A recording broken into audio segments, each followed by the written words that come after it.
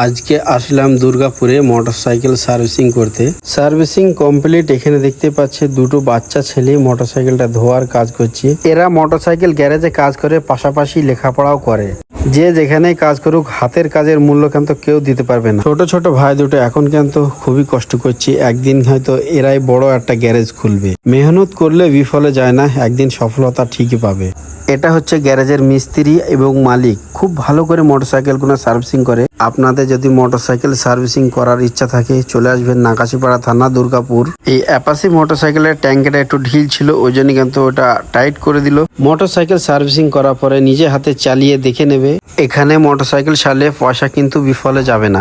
মোটরসাইকেলের কাজ কমপ্লিট। এখন কিন্তু পালিশ মারছে। এই পালিশ মারার পর হালকা তেল মেরে মুছে দেবে, তাহলে কিন্তু মোটরসাইকেলটা চকচক করবে, একেবারে নতুনের মতো করে দিচ্ছে।